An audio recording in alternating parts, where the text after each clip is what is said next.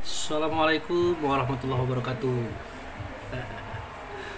Sebentar lagi kita berbuka bersama nasi bungkus dan kolak pisang durian yang diberikan Pak Samsu.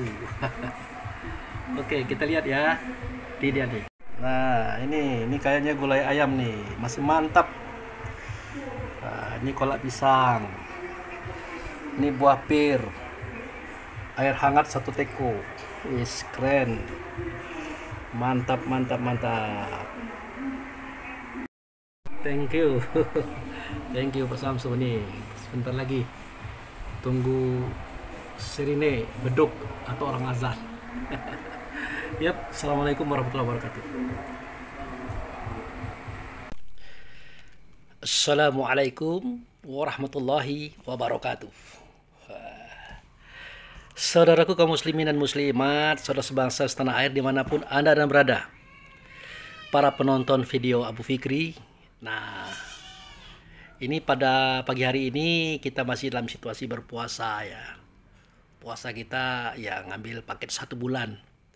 Mulai pada tanggal 1 Januari sampai sekarang tanggal 20. Berarti ada 10 hari lagi baru kelar. Nah, tadi setelah ya membelikan lotek ya, semacam pecel untuk sarapan istri. Kemudian saya beli juga nasi uduk 2 bungkus untuk sarapan anak. Mungkin dia mau makan siang atau apa. Karena kami di rumah itu kan 3 orang. Jadi kadang-kadang ada yang makan di luar, kadang-kadang ya makan di rumah dan seterusnya.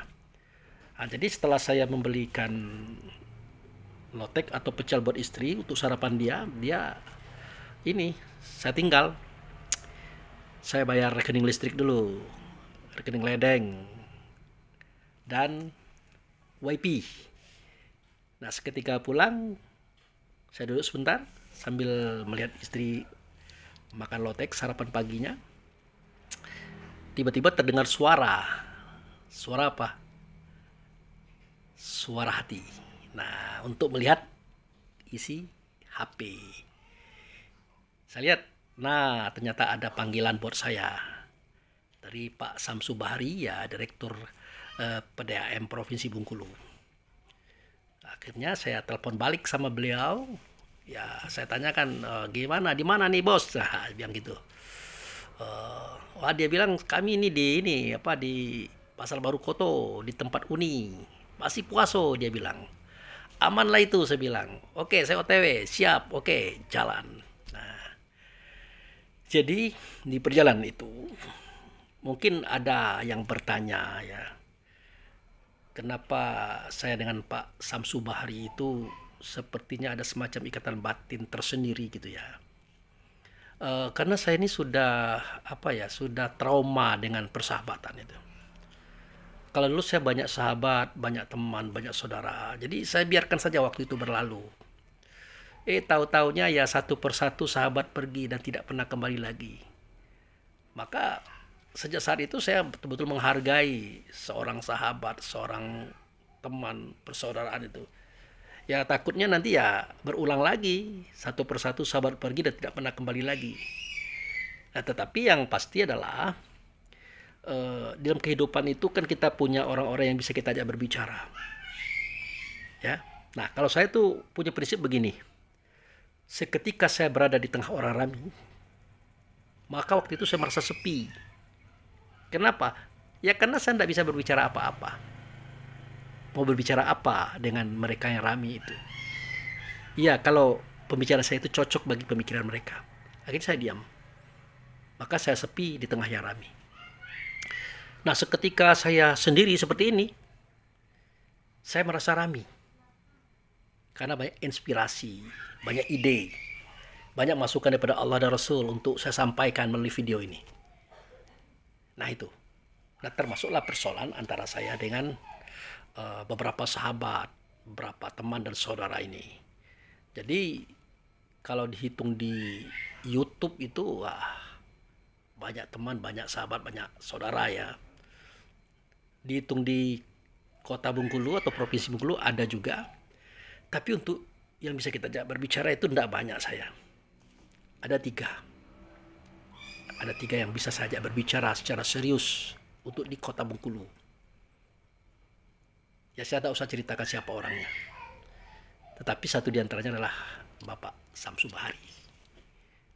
Beliau ini bisa saja berbicara, dia bisa membaca pemikiran saya, perasaan saya.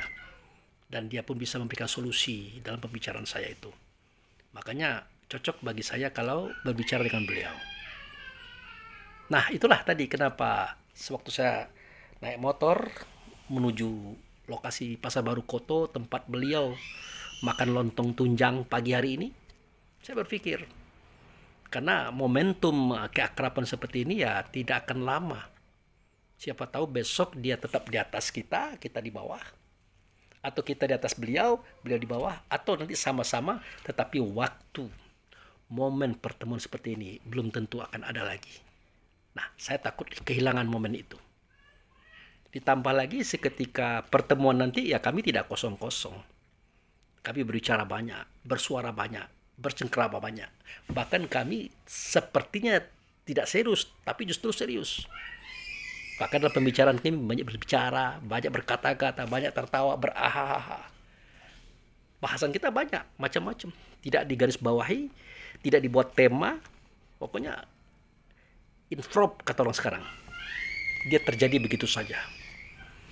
Nah, waktu itu ya pas saya sampai di tempat kios lontongnya Uneli, saya lihat situ ada beberapa tokoh yang mendampingi beliau.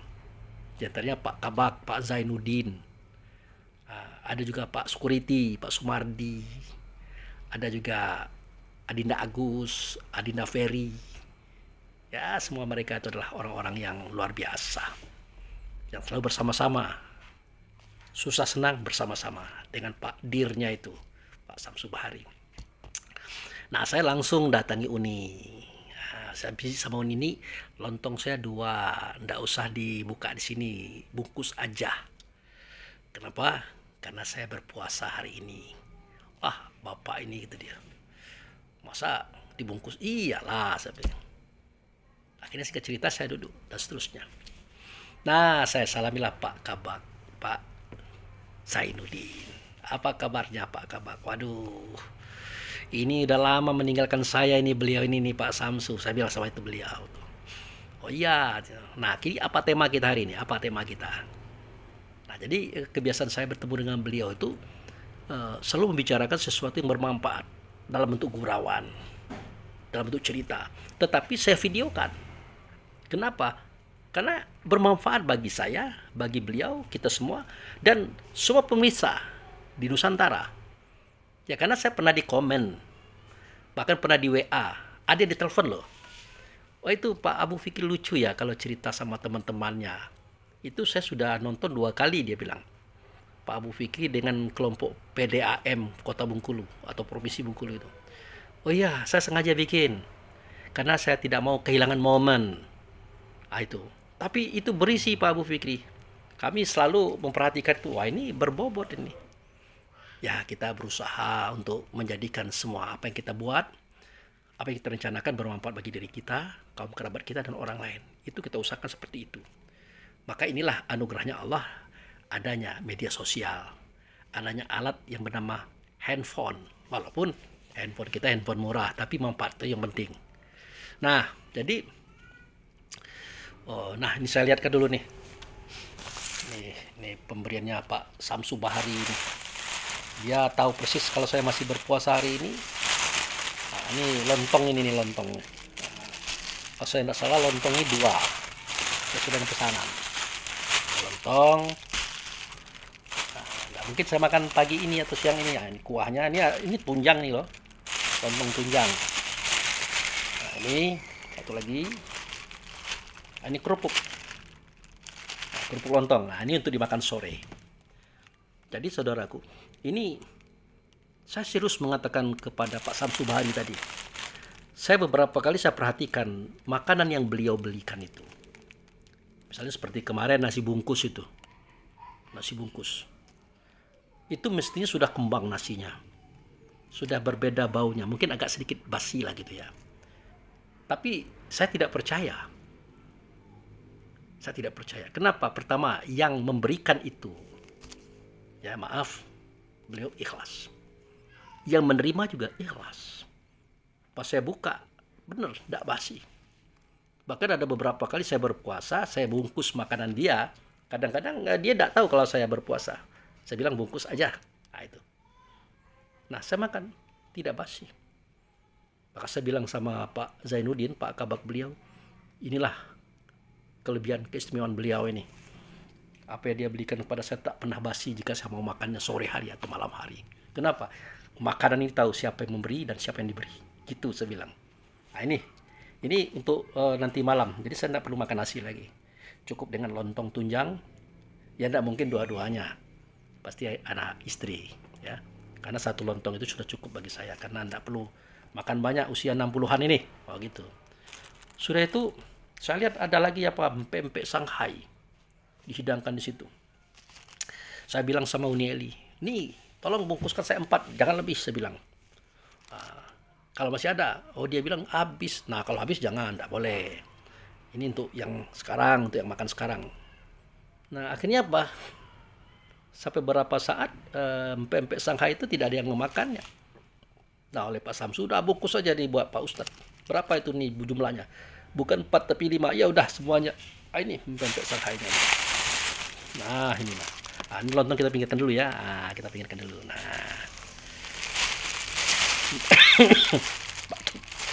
Karena bangunnya jam 2 malam selalu begitu ya.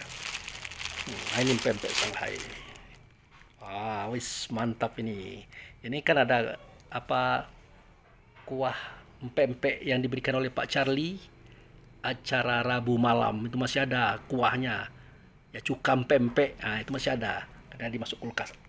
Nah ditambah ini wes mantap. Jadi gaya dan cara Pak Samsu kepada saya dan kepada teman-teman tadi, saudara tadi, luar biasa. Saya syukuri kepada Allah, saya bersyukur kepada beliau, saya ucap terima kasih. Semoga persahabatan ini, persaudaraan ini akan berjalan sampai akhir hayat. Tapi enaknya endingnya itu air mata. Tapi mudah-mudahan yang terlalu cepat lah. Oke. Nah ini saya pinggirkan lagi. Makanan saya pinggirkan lagi. Oke. Kita masuk pada cerita atau cengkrama antara saya dengan Pak Kabak.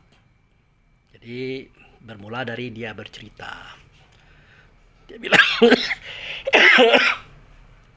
dia bilang Pak Ustadz, kemarin kami ke Curup. Curup itu bagian daripada Provinsi Bengkulu. Kami ya berjalan-jalan ke tempat-tempat rekreasi. Kebenaran hujan lebat itu. Nah hujan lebat dan kami bersenang-senang, bernyanyi-nyanyi. Nah waktu itu Pak Dir ya, Pak Direktur, dia ngomongin Pak Samsu Bahari tadi. Dia berjoget. Nah ini bagaimana nih hukumnya nih Pak Ustadz Abu Fikri, dia bilang. Ya saya bilang ya bergerak. Bergerak itu kan macam-macam. Ada gerakan olahraga, ada gerakan biasa, ada gerak yang teratur, yang berulang-ulang, diiringi oleh musik, itu namanya berjoget. Ya silakan saja, saya bilang. Silakan saja.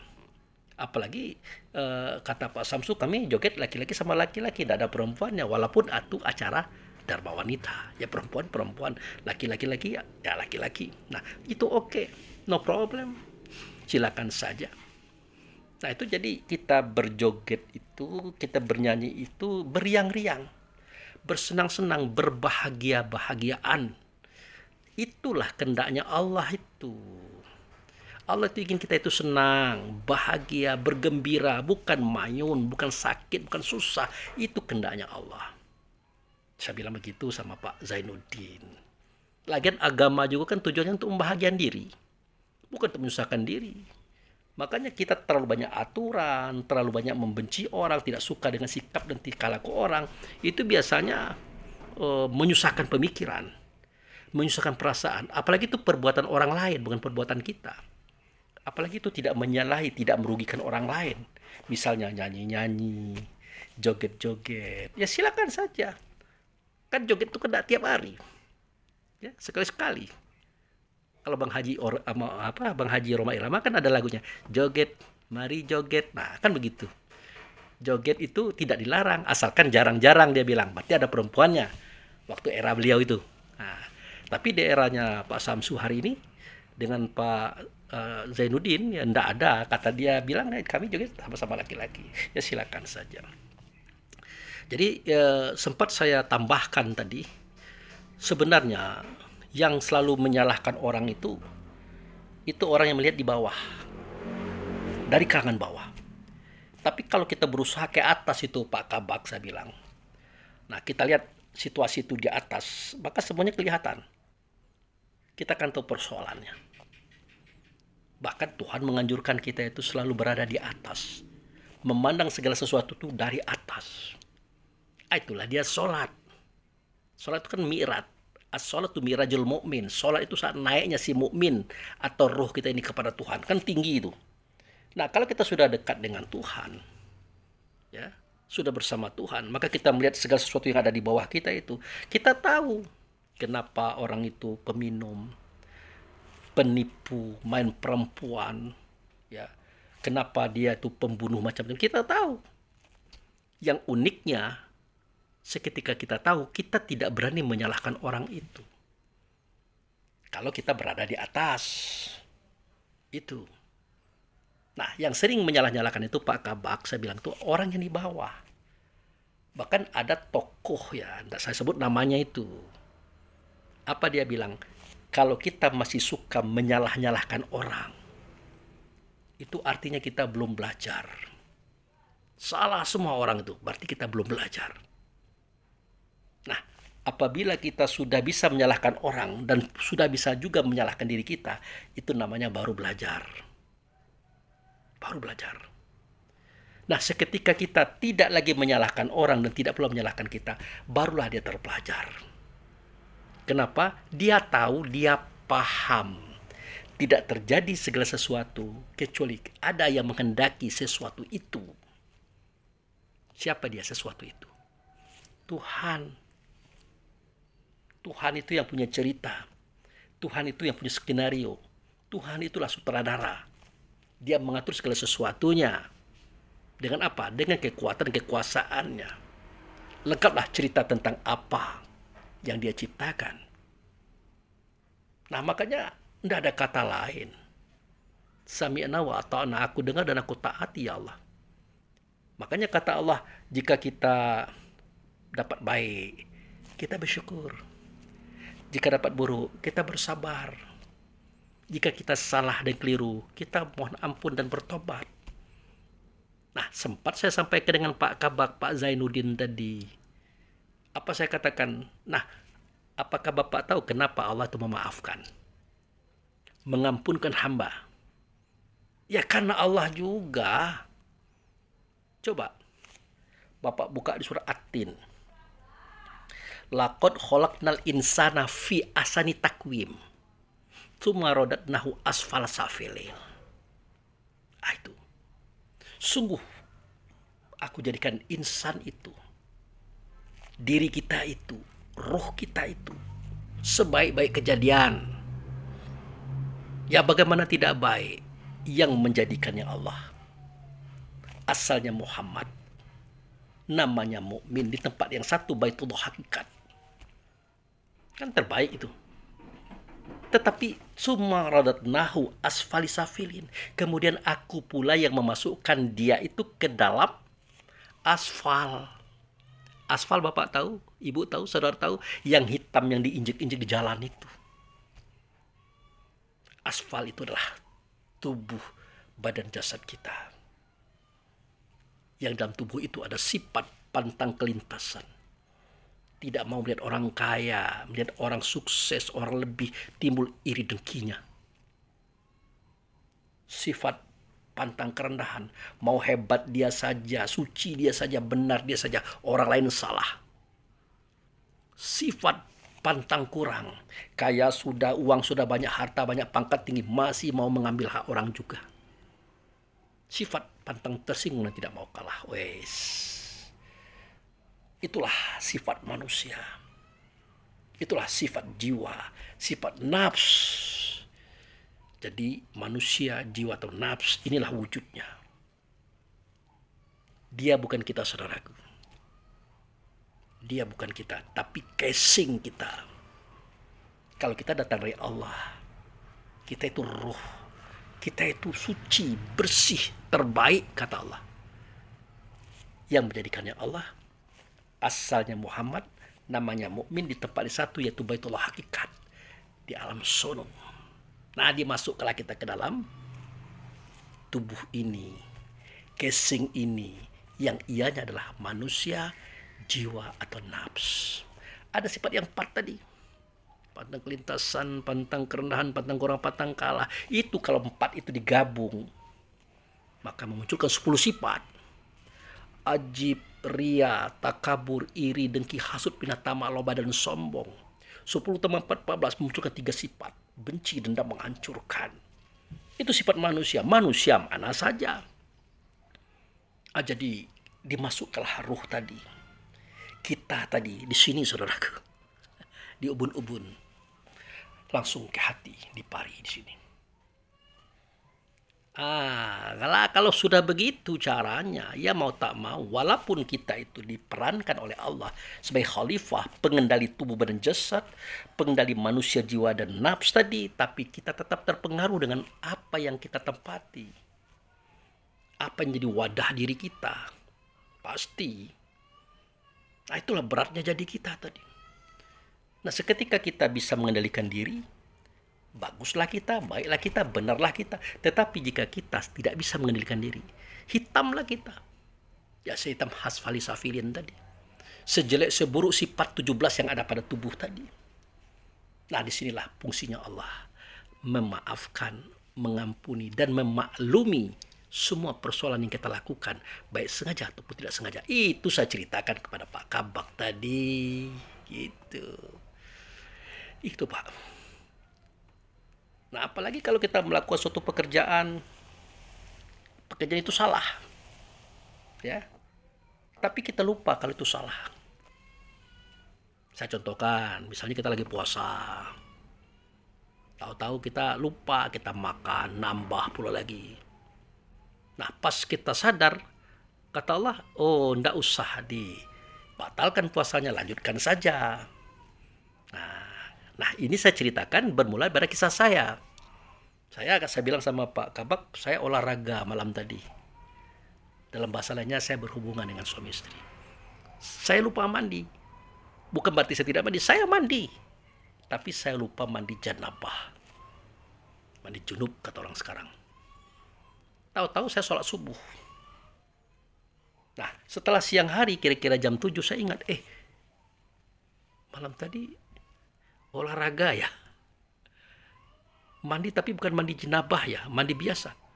Nah, ini bagaimana ini bos? Nah, kita tanya sama bos besar, ya, pemimpin besar, penguasa besar. Apa kata Allah di hati kita? Ya sudahlah, yang sudah ya sudah.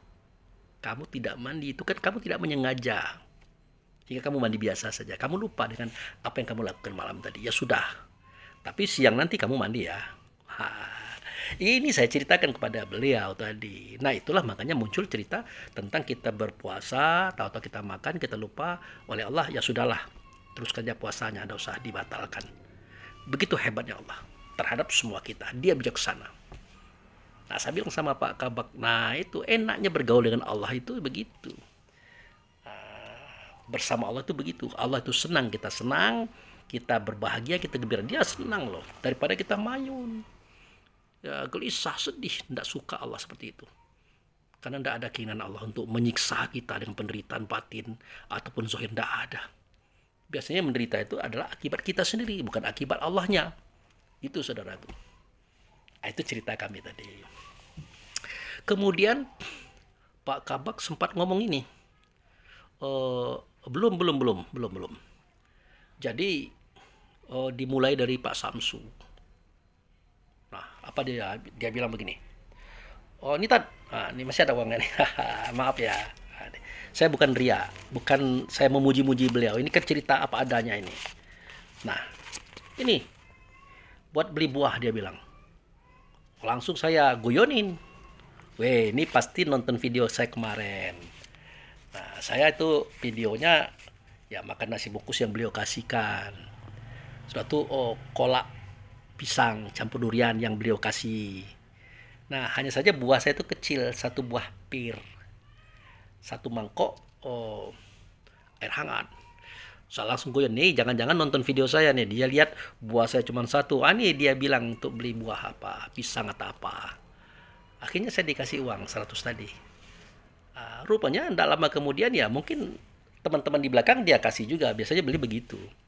Saya tidak tahu, yang saya tahu Pak Kabak tadi dapat juga 50.000 upacara ceramah dengan Pak Ustadz, dia bilang. Nah itu, nah dari sini muncullah cerita tentang buah yang terbaik menurut Pak Kabak, yaitu buah kurma. Jadi seketika dia bercerita bahwa bulan puasa itu kata Rasulullah berbuka bagusnya dengan kurma. Saya bilang iya, bagusnya dengan kurma. Tapi Pak Kabak, sebenarnya buah itu semuanya bagus, semuanya baik, semuanya terbaik, asal sesuai dengan porsinya, fungsinya gitu. Nah tapi ada loh buah yang sangat baik. Seketika sahabat berkata kepada Rasul, ya Rasulullah, aku ini pusing-pusing, galau, puyeng-puyeng. Aku harus makan buah apa? Ya kata Rasulullah, ya maaf, ini bahasa ini saya buat ya, untuk tidak terlalu kasar, untuk tidak terlalu frontal. Nah kata Rasulullah, ya kamu harus makan buah khuldi. Gitu. Buah khuldi itu apa itu ya Rasulullah? Nah untuk kamu tahu buah khuldi, kamu buka kisah Nabi Adam. Nah akhirnya dibukalah oleh sahabat tadi kisah Nabi Adam. Ada sih cerita khuldi, ada. Tapi justru buah khuldi itu yang melemparkan Adam dan Hawa keluar surga. Dia terusir karena buah khuldi.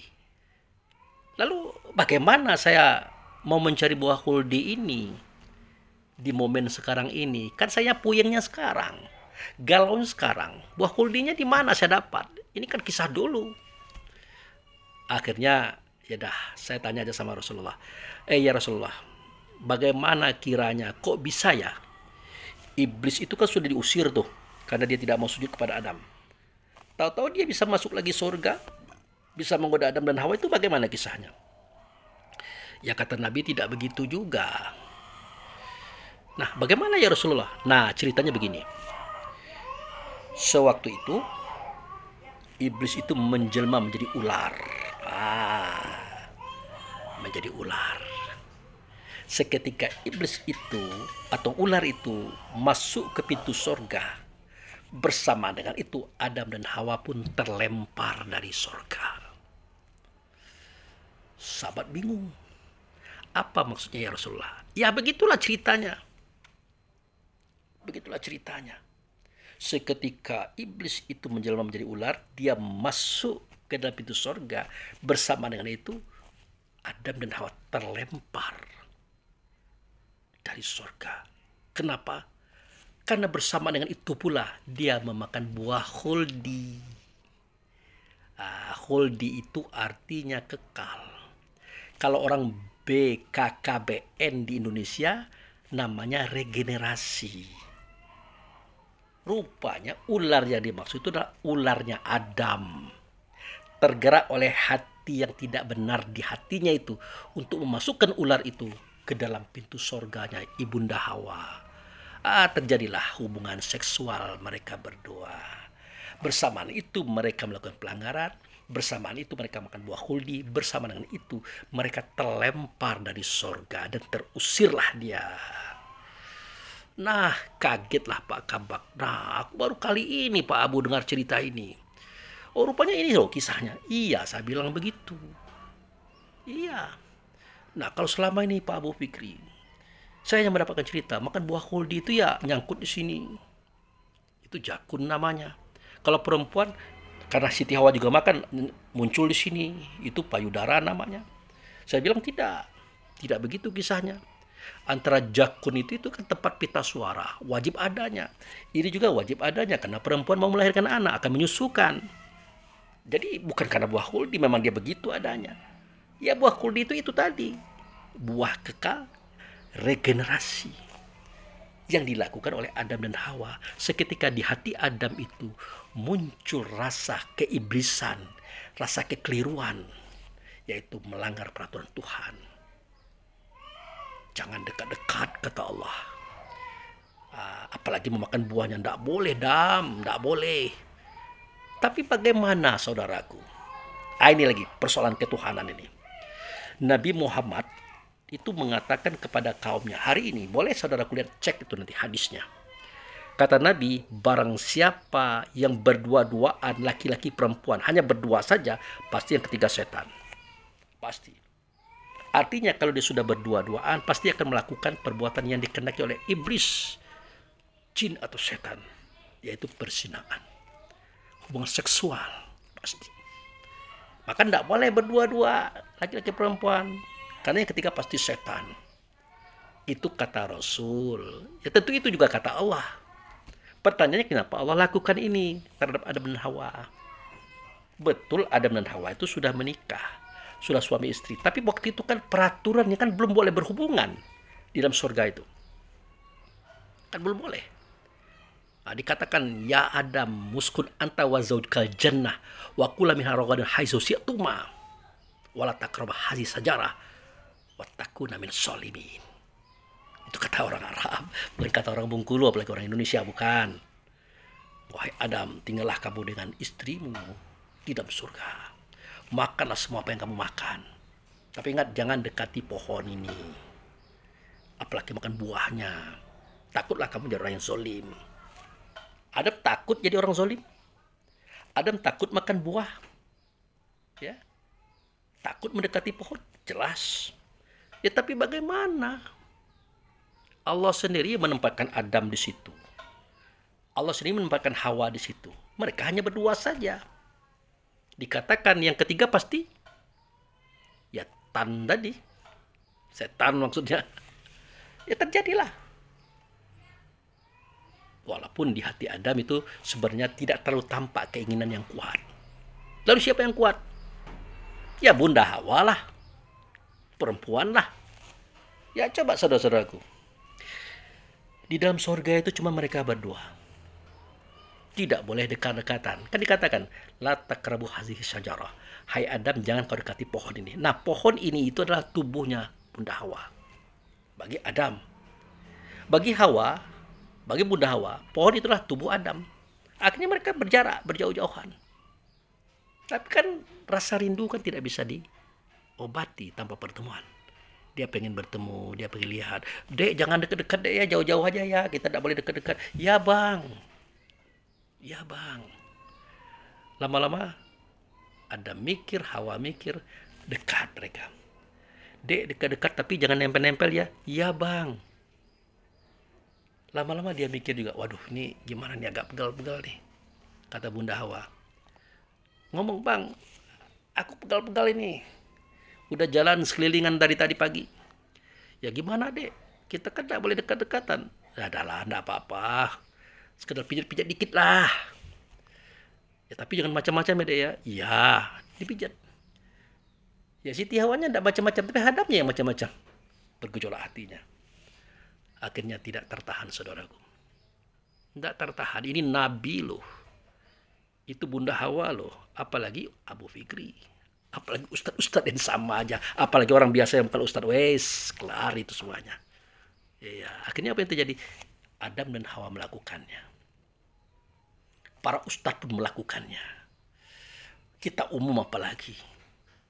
Itu makanya tidak boleh kita berdua-duaan dengan siapa saja kalau perempuan lawannya. Sebaliknya, tidak boleh berdua-duaan kalau laki-laki lawannya. Tidak boleh. Ya, jadi artinya kalau kita laki-laki ya perempuan jangan dua-duaan. Kalau perempuan ya laki-laki jangan dua-duaan. Kalau dua-duaan pasti, saudaraku, pasti. Karena Nabi Adam tuh kena gitu ya. Beda dengan Nabi Yusuf. Anda buka sejarahnya. Nabi Yusuf itu sudah kena. Bacalah, sesungguhnya Yusuf itu sudah condong kepada ibu angkatnya. Sudah condong. Tetapi Allah masih menjaga dia. Maka Allah perlihatkan ayat kepada Yusuf. Ayat itulah bapaknya. Nampak wajah Nabi Yakub itu nampak, dia mengatakan jangan nak. Makanya Yusuf itu berlari, dikejar oleh Siti Zulaikha, ditarik baju cabi, robek baju belakang itu. karena dia takut kepada Allah dan takut kepada ayahnya waktu itu dia sampai melambaikan tangan. Kalau tidak, ya selesai urusannya sama dengan Bunda Hawa, sama dengan ayahanda Adam, sama. Nah, itu kelas Nabi loh, apalagi Ustadz. Sudahlah, ya hati-hati saja kita. Apalagi orang biasa yang bukan Ustadz, bukan pula Nabi. Selesai urusannya itu. Nah, itu saya ceritakan kepada Pak Kabak tadi. Nah, akhirnya dia ngomong, aku baru kali ini tahu itu Pak Abu Fikri, bahwa buah khuldi itu adalah buah yang tadi ceritanya begitu. Oh ya, tidak apa-apa, syukur alhamdulillah. Tapi begini, saya bilang itu kan sebuah ibroh, sebuah pelajaran. Ya, dia bilang. Nah, begini Pak Bu, kita kan cerita buah tadi. Kalau buah itu kan ada pohonnya, ya kan? Ada buahnya, ada akarnya, ada daunnya. Nah, kalau itu mana pohonnya? Nah, saya bilang ini Pak Samsu ini ngerti nih. Dia pura-pura ada dengar, dia tahu itu. Ya adalah. Ya pohonnya itu ya batang itu. Ular itu pohonnya. Buah itu yang dua itu. Akar itu yang rambut itu. Mana daunnya? Daun itulah kulit. Bisa jadi kulit paha. Itu. Jadi ada daun, ya, ada pohon, ada buah, ada akar. Itu cerita itu Pak Kabak. Akhirnya beliau mengangguk-angguk sambil tersenyum-senyum. Waduh, berarti begitu rapinya Rasulullah itu menjelaskan tentang seksual. Saya bilang iya. Di Quran juga Allah mengatakan, Rasul menyatakan via Nabi. Apa kata Allah dan Rasul? Nah, istrimu itu bagaikan kebun.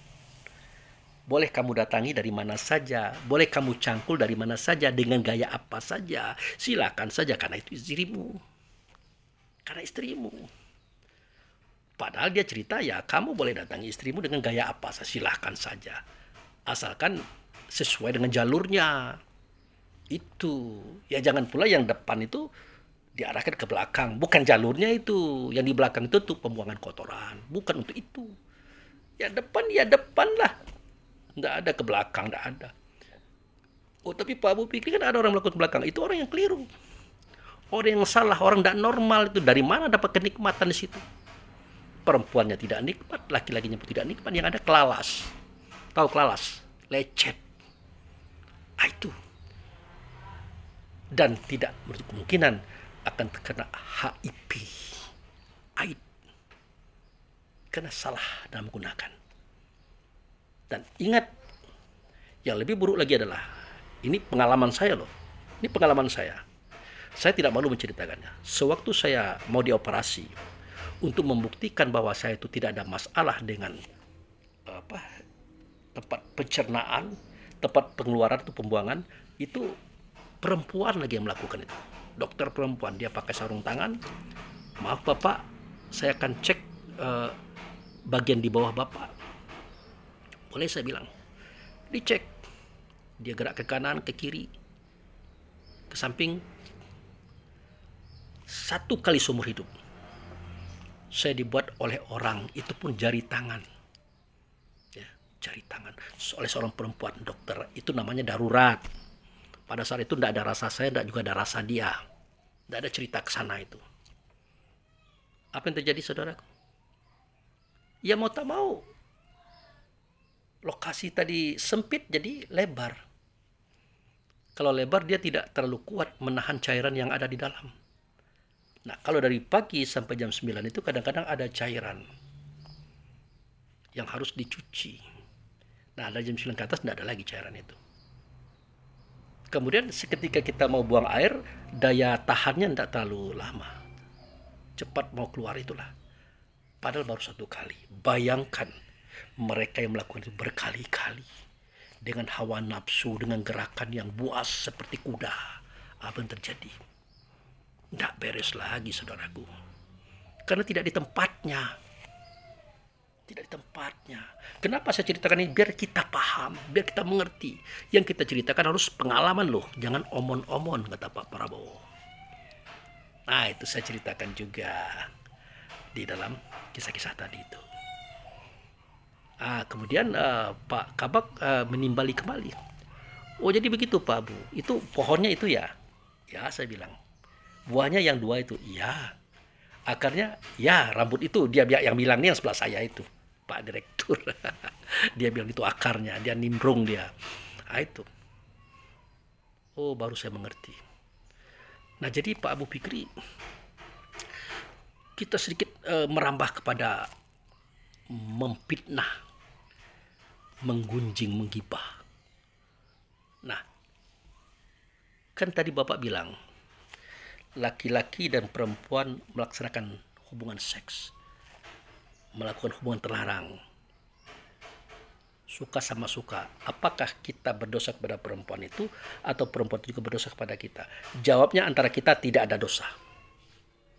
Tidak ada kesalahan karena suka sama suka, senang sama senang, sama-sama menikmati, tidak ada. Tetapi dengan bos besar, dengan penguasa alam semesta, dengan penciptakan hukum yaitu Allah, kita bermasalah.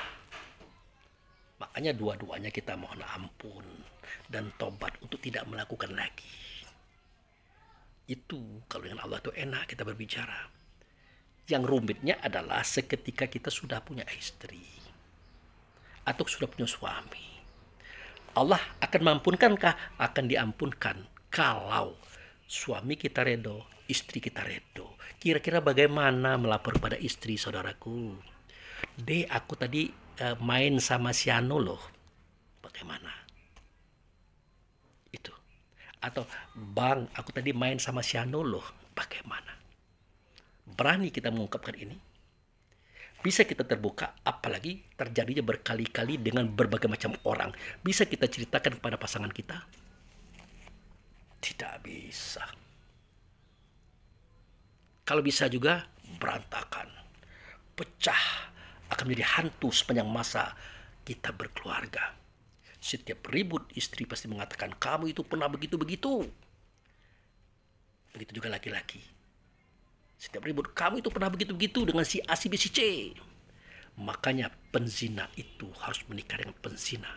Orang baik itu menikah dengan orang baik. Artinya seketika suami sudah berzina, istri belum pernah berzina, tidak ada kerukunan lagi dalam rumah tangganya. Atau sebaliknya, istri pernah berzina, suaminya baik-baik saja, itu tetap tidak akan pernah ada lagi kerukunan dalam rumah tangganya. Dan ini bukan omon-omon loh. Saya pernah melakukan terapi mengawetkan sebuah rumah tangga. Seorang pejabat, maaf, saya akan sebut namanya, saya tidak akan sebutkan profesinya. Tapi dia adalah pejabat di suatu daerah.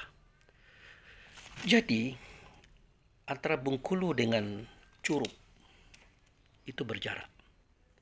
Nah, sang pejabat ini punya ajudan, punya sopir juga. Nah, si istri ini bolak-balik Bengkulu Curup dengan sopir. Nah, suatu ketika, suatu hari, kisah Nabi Adam ini terulang dengan sang sopir dan nyonya. Singkat cerita, si nyonya mengajak si sopirnya ke sebuah hotel. Di sebuah tempat yang sudah biasa ditempati oleh orang-orang yang gituan antara kota Bengkulu dan kota Curup. Pergilah di situ. Mereka melakukan itu berulang-ulang. Bahkan pernah mereka lakukan dalam mobil tanpa tahu suaminya. Nah, singkat cerita, cepat atau lambat ketahuan oleh sang suami karena si suami melihat isi HP. Sementara si sopir juga ketahuan dengan istrinya karena si istri melihat HP. Maka terjadilah kemelut. Sang suami sempat memukul sang sopirnya, memecat sang sopirnya. Sang istri juga sempat dipukul oleh sang suami. Tetapi suami tidak mau menceraikan istrinya. Karena sayang pada anaknya 3. Ganteng-ganteng, cantik-cantik. 2 laki-laki, 1 perempuan. Sang suami tidak mau menceraikan istrinya. Dia ikhlas dan rela menerima istrinya walaupun sudah begitu keadaannya. Jadi saya bilang ya alhamdulillah kalau seperti itu. Terima kasih Bapak kalau mau seperti itu. Tapi saya tidak percaya Bapak bisa bertahan lama. Benar Pak Ustadz, kata istrinya. Saya yakin tidak akan bertahan lama. Kenapa? Dia akan selalu mengingat kejadian saya itu. Apalagi kejadian itu berulang-ulang walaupun hanya dengan satu orang. Tidak, kata suaminya. Saya akan berusaha untuk mengatasi diri saya. Tetapi apa yang terjadi? Sebulan kemudian setelah itu, mereka datang untuk bercerai. Karena sang suami itu brutal, kasar, sampai memukul, menendang meja. Saya tanyakan, kenapa Bapak seperti itu? Ya saya teringat dia seperti itu dengan laki-laki lain. Nah, itu yang saya bilang kemarin. Makanya saya tidak mengatakan Anda harus bercerai, tidak. Saya hanya mengatakan orang baik itu kawannya adalah orang baik. Orang penzina itu kawannya adalah orang penzina. Ya kalau sudah sama-sama berzina kan sama-sama tahu. TST itu tahu sama tahu. Kamu mempersoalkan saya berzina dengan si A, kamu juga akan berzina. Nah, selesai urusannya. Tapi hidupnya hambar. Hidup orang penzina dalam satu keluarga itu hambar. Kalau dia tahu punya anak, anaknya pun tahu persoalannya dia, maka dia kurang dihargai oleh anak-anaknya pasti. Dan besar peluang anak-anak juga akan ikut berzina juga. Kenapa bapak emaknya seperti itu? Itu saudaraku. Nah, tapi kalau yang perempuan tidak pernah berzina, yang laki-lakinya berzina, maka setiap saat, setiap detik teringat, saudaraku, akan menjadi soal dalam hidup rumah tangga. Sebaliknya juga begitu. Tapi bagaimana? Mau bercerai, banyak pertimbangan. Mau tetap rapat, banyak pertimbangan. Tetapi itulah hukum, ketentuan Tuhan. Tidak bisa kita bantah. Semoga semua kita yang keliru diampunkan oleh Allah dan Rasul. Dan diperbaiki rasa sehingga bisa stabil. Walaupun dalam hukumnya, aturannya itu tidak bisa stabil. Tapi kalau Allah berkehendak, apa yang tidak bisa? Ini bagi kita yang sudah terlanjur ya. Tapi mudah-mudahan tidak. Nah, itu. Nah, kembali lagi kepada Pak Kabak tadi. Jadi bagaimana Pak Bu Fikri? Ya bagaimana? Saya bilang, oh kalau begitu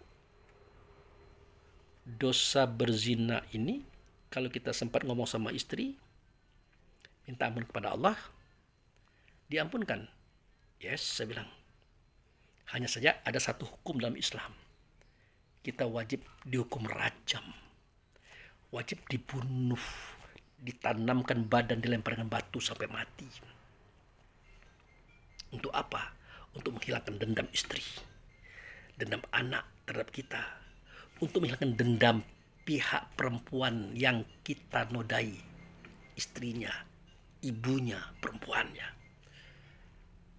Itu dirajam, dihukum mati dengan lempar batu.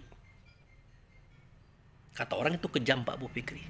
Yes, seperti kejam. Tetapi itulah yang akan menyelamatkan si penzina tadi. Setelah dia dirajam, laki-laki tadi, perempuan tadi, maka semua dosa-dosanya diampunkan oleh Allah. Dimaafkan oleh Allah. Insya Allah ke depannya dia akan selamat dan baik-baik saja sampai kepada Allah di surganya Allah. Kok bisa begitu Pak Bu? Lah iyalah. Siapa yang tahu? Seperti saya nih. Apakah saya tahu Jumat besok saya harus mati setelah sholat Jumat? Yakin saya? Belum tentu. Tetapi kalau mereka itu yang pernah berzina itu, laki-laki perempuan sama-sama sudah berkeluarga, dia tahu dia akan mati hari Jumat setelah sholat zuhur, setelah sholat Jumat itu dia akan dirajam, akan dilempar batu. Nah, sebelum terjadi kematian itu, dia mohon ampun kepada Allah, bertobat sejadi-jadinya dengan tobat yang luar biasa tobatnya.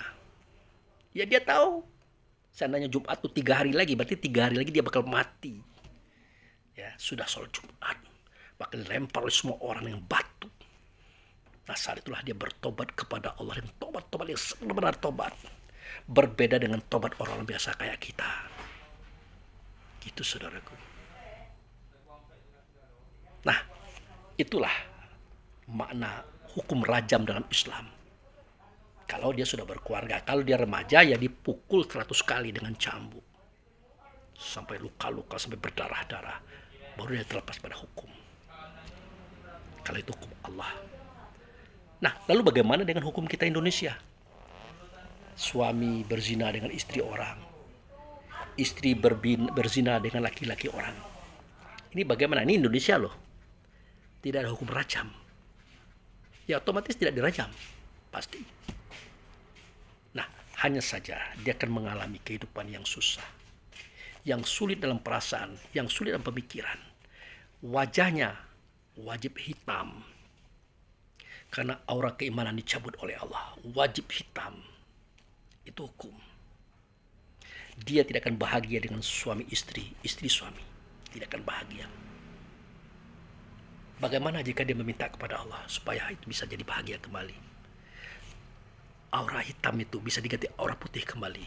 Itu adalah hak Allah, milik Allah, ketentuan Allah. Terserah Allah.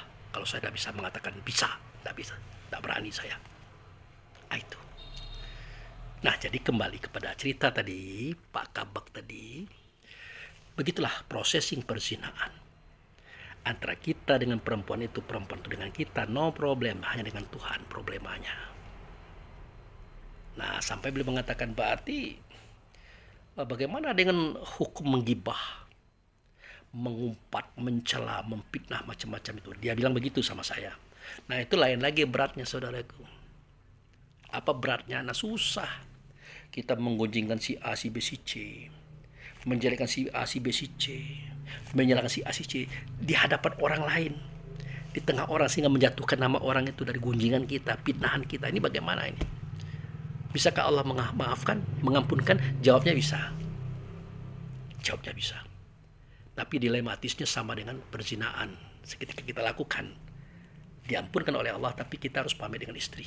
Mampukah kita melapor? Atau sebaliknya?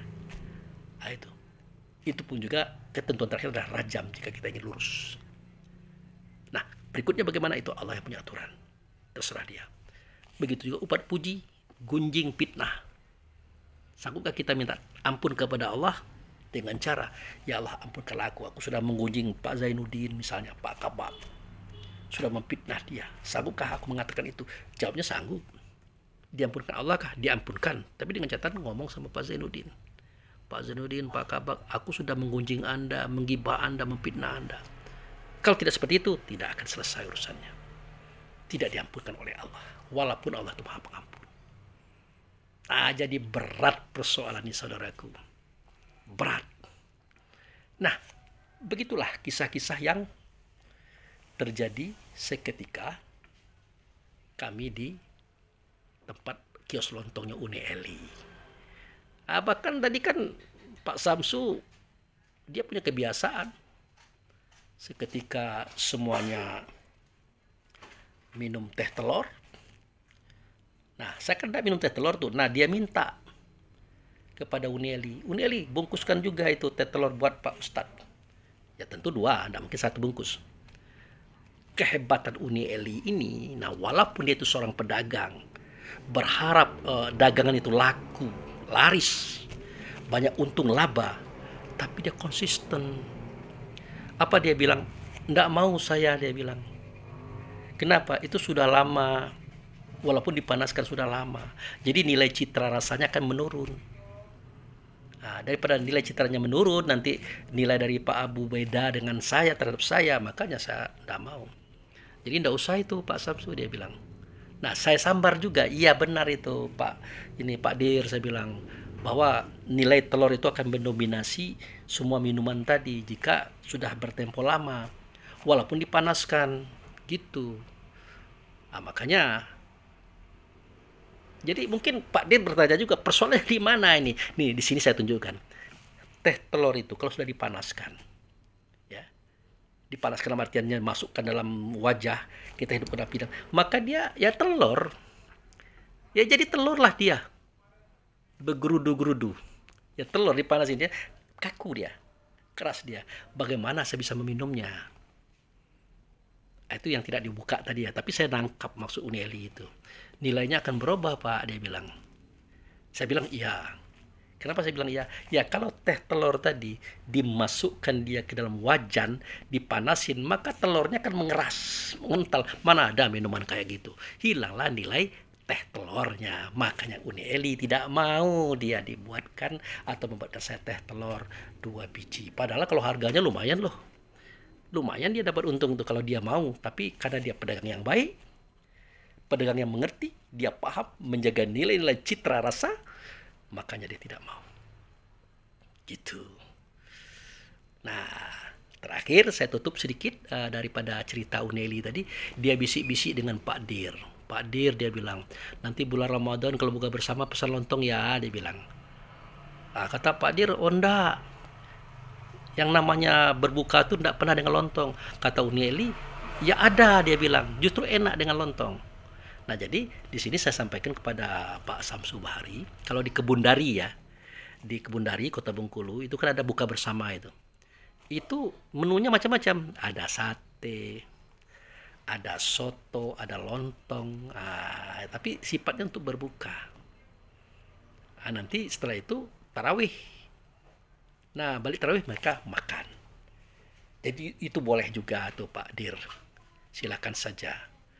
Mudah-mudahan ini kan bermanfaat bagi Uni Eli dan bermanfaat bagi Pak Dir dan bermanfaat bagi yang memakannya saat itu. Tapi pertanyaannya, apakah ada di kantor itu nanti buka bersama? Allahu alam, mungkin saja ada. Mudah-mudahan ada. Sehingga rezeki itu bertebar, mengembang, dan semua kita sama-sama dapat kebaikan. Nah, itu saja dulu saudara-saudaraku, informasi daripada aku ya bersama Pak Direktur Utama PDAM Bapak Dr. Samsu Bahari, STMMM Hum tadi, dan Pak Kabak, Pak Zainuddin, dan Pak Sumardi sebagai sekuritinya, dan juga Pak Peri dan Pak Agus sebagai sopir. Semoga cerita ini bermanfaat, jadi kenang-kenangan dan jadi sesuatu yang indah untuk kita ulang-ulang. Jangan sampai nanti terlalu indah dilupakan, terlalu sedih dikenangkan. Tapi ini tidak bisa kita hindari. Jika kehendak Allah itu sampai, ya sampai juga. Entah Pak Dir, Pak Kabak menangisi saya, atau saya sebaliknya menangisi Anda. Karena hidup ini Allah yang menentukan. Tapi mudah-mudahan semua kita baik-baik saja, senang-senang saja, bahagia-bahagia saja sampai akhir hayat. Demikian, terima kasih. Wabillahi taufiq wal hidayah. Assalamualaikum warahmatullahi wabarakatuh.